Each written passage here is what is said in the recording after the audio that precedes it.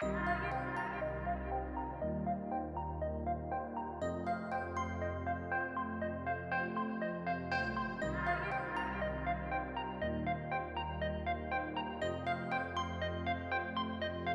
guys, it's Justin, and if you're new to the channel, this is Kobylka Reptiles, and we bring you awesome ball python related videos because it's our passion and everything. We are just crazy about these awesome snakes. Today we're going to be looking at some of the adult female ball pythons, and normally I really hate to show these big adults, and the reason why is because they are pretty much the coolest snakes that I made 3 or 4 years ago, which is, yeah, I'm not as excited about them now as when they hatched. The other thing is that just like people, most of these ball pythons, when they start to get really big, they start to look less like they did when they were at the prime of their 300-gram life. So they start to fade out a little bit, some of them darken. Some of them look amazing as adults. And so I thought, instead of just trying to show you the coolest, like highest powered adults, I'm gonna show you the ones that I think have aged really, really, really well, and that you could get a morph like this and you could enjoy it. It would look amazing both as a baby all the way to an adult. I think that's a really cool thing. Let's check a few out.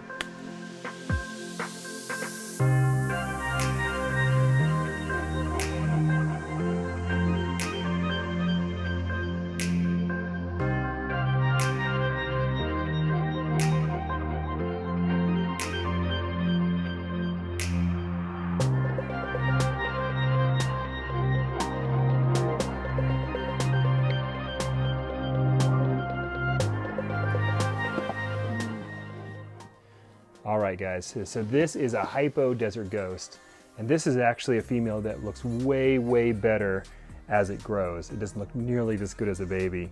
So the hypo and the desert ghost work really, really, really well together, and they work on different parts of the snake. The desert ghost works on the pattern here in the alien heads and leaves the black alone, but the hypo goes over the entire animal and it fades out this black to give the whole thing a really ghostly pattern. Absolutely incredible. Really, really amazing.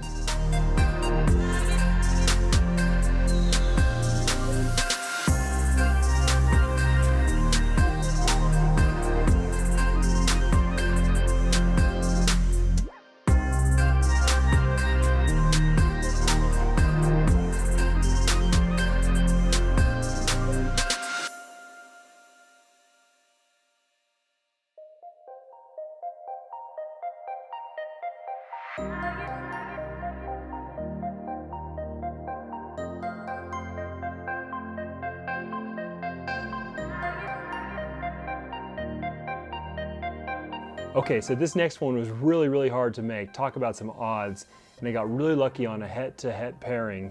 We have a super gravel pied, and this is the only one I've made. It's so difficult that sometimes when you make it for the first time, you really can't repeat it for several years. So now we have this female all the way up to an adult size, and we still haven't been able to hit on a second one. Now she's deep in shed. You can see her pink, her white is all pink here.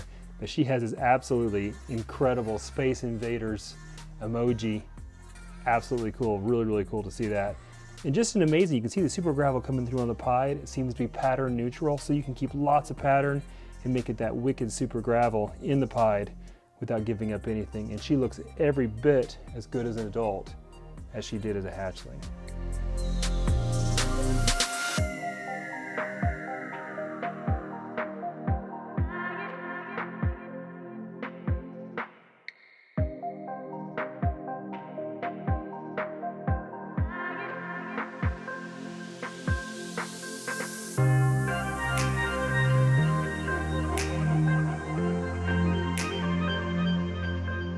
Okay, so this is a continuation from last week's Cyprus video. This is my favorite Cyprus combo that looks even better with age. If you wanted to get one that is going to improve as it grows, this thing right here. This is the Inchy Yellowbellied Cyprus. So the Inchy and the Cyprus just work together like magic to make a bright golden snake, and then the Yellowbelly takes and spreads out the pattern and really amps the color throughout. It is an amazing snake to watch grow, and it'll be an amazing snake to breed and add some more stuff to it to really bring out these highlights even more.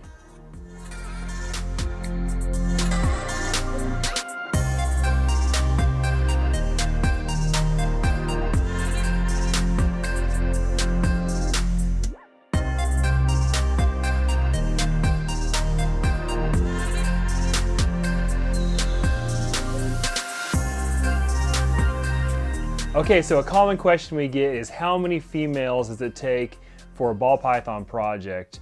And as you guys know, we have a lot of animals here. We have a lot of really great animals. And the reason why is because we have a lot of projects. And it's really important for us to be able to push each of those projects forward every year to make something new, make something really, really cool, something that we're excited about.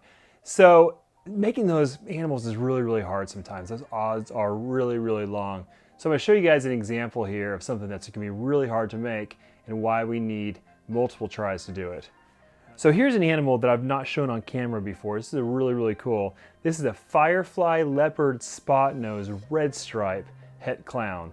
So we have a lot of stuff going on. We have pastel, fire, leopard, spot nose, and red stripe plus het clown. So we have 5 codoms plus heterozygous for clown. If I want to make a clown version of this, it's going to be really, really, really tough. You're talking about 2 to the power of 5. And so really, really long odds. It's going to take a lot of clutches to even get a chance to put all of these into one snake. You might hit it on the first try, but to actually accomplish the goal, which is making a visual version of this, it's going to take a lot. Let's look at another hard example. So this is a Yellowbellied Dreamsicle. If we look at different scenarios on how to make that, the hardest scenario would be doing heterozygous to heterozygous. So double het to double het. You're gonna have 2 normal looking snakes and you're gonna try and make one of these. Well, if you wanted a yellow-bellied version, you'd have to have a yellow-bellied double het and a regular double het. To make one of these, you're looking at a 1 in 16 chance to make a dreamsicle, and then only a 50-50 chance that that dreamsicle would be yellow-bellied. So actually a 1 in 32 shot. It's really, really long shot. So how many would it take? Well, if you're going for the 1 in 16, most clutches, we're going to average about 6 to 8 eggs per clutch, so we'll say 7. So say it'll take you 2, if you had 2 females, you would get 16 eggs, 14 to 16 eggs per season. And with your odds being 1 in 16, you would get, on average, 1 dreamsicle per season if you use 2 females. Now to get the yellow belly, you're going to have to double that. You're going to have a yellow belly double het male and then 4 double het females just to get to the same chance of producing a yellow-bellied dreamsicle in the first season. Of course, you take and you really change those odds by adding a yellow-bellied pied het lavender as your male, or adding a visual dreamsicle to your male will pretty much take your clutch odds to 1 in 4, which is much, much better than 1 in 8 to get the yellow belly. So you see the kind of math that is involved with these, and we just basically take the math, we recognize it, we respect the math, and we do what is necessary in order to beat the odds that nature's given us.